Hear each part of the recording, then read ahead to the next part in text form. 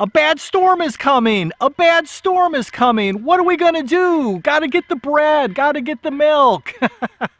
But seriously, what 7 things should you be doing so you're prepared for any bad weather storm? Live happy, fun-loving, and carefree. A lot of times people just freak out when bad weather comes. And I know that's not you, but there are things that all of us can do to be prepared for bad weather. So I've got 7 things that we all should be doing so that we're prepared no matter where we live around the world, what kind of place we're in, what kind of life we're living. And it's, 7 things that we can all do so we can be prepared for winter storms, summer storms, or any storm anywhere in between. Because a lot of people are really suffering right now. Us here, we don't get snow where we live. We've had snow for 6 days. It started back at the beginning of the week, and it's just snowed and snowed. We've been in the teens with not even getting up to freezing for, I believe, 3 days. Our normal low this time of the year, our low is 36. Our high should be 51. So for the entire week, we've been running 25 degrees below normal. We've been fortunate because we're fairly self-sufficient to begin with. But what are these things that you could do? So the first thing is, and this is no particular order, the first thing that I think of is lighting. Because especially when a storm happens in the wintertime, it gets dark fast. So you want to have flashlights, lanterns, maybe an oil lamp, a fuel burning lamp, like a Coleman lamp, lanterns, something like that. Any type of thing, so candles, flashlights, oil burning lamp, fuel burning lamp, a battery powered lantern, any type of thing that will provide lighting for you. And you want to have enough to get you through, 2, 3, 4 days. The second thing, you need to have water. So, save up gallon jugs, buy 5-gallon buckets with food grade buckets with lids, anything. And again, you want to have a few days worth of potable water, safe drinking water, so that you can, make drinks, just have water to drink or whatever. And it's just so easy to just save up some water jugs, rinse out some gallon milk jugs, go to the store and purchase the 5-gallon food grade buckets with the snap-on lids, so that 2 or 3 days before the storm you can fill them up with water, and you'll have several days worth of drinking water.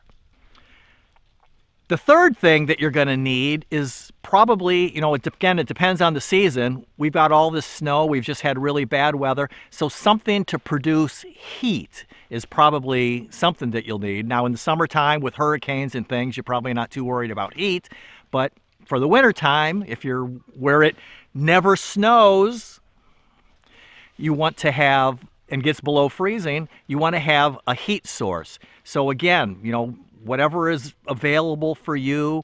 We have a wood stove that we can burn wood in. I installed, when we moved into our homestead here, I installed a propane furnace, and it burns 100% just propane. It requires no electricity, and it's outside vented, so we don't have to worry about fuel burn inside the house. The fuel burning compartment is completely separate from the inside compartment with an in and out exhaust. So those are the kinds to think about. What kind of heating source for in the winter are you going to need? And that brings up then maybe having just a really small portable generator. That would be the fourth thing, is a portable generator. Just have a little tiny one, and then a container of fuel that'll get you through a few days, because that way you can power lights, you can charge up your cell phones, your tablets, your laptops, run your computer, whatever type of things. And because that's going to be important so you can stay connected to the system. And then that brings up the next thing that's important is you really should have a carbon monoxide detector, because anytime you're burning any kind of fuel in your house, there's always a possibility that you're going to get carbon monoxide.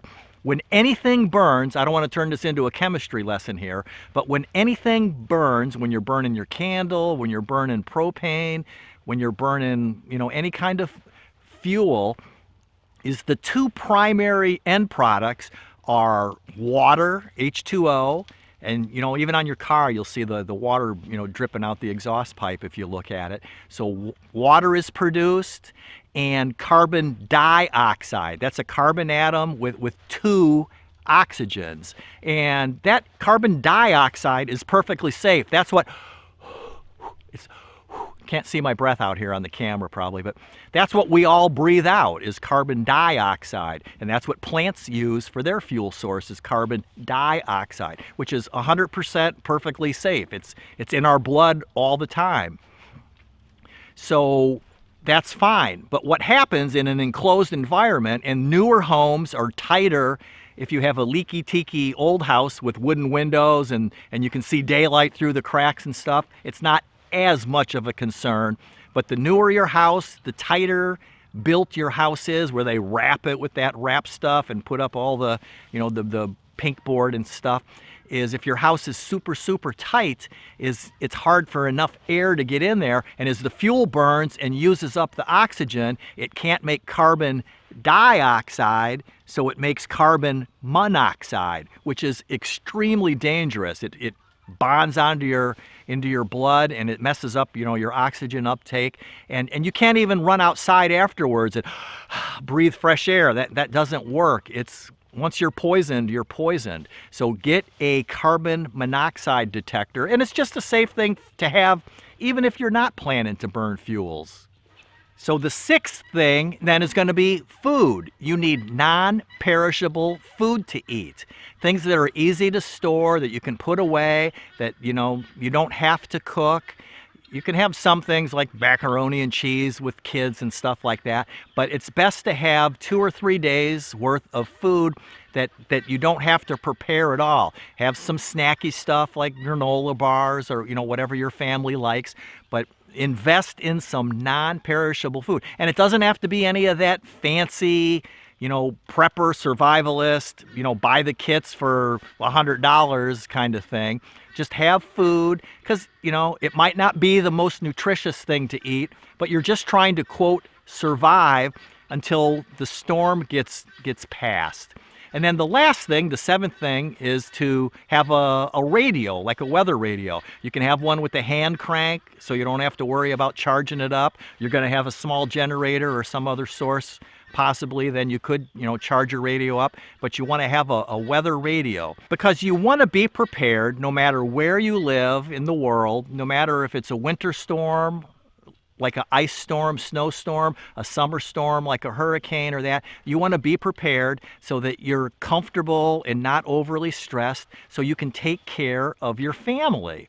So watch another video and subscribe, because I want you living happy, fun, loving, and carefree, and not freaking out and worrying about getting bread and milk.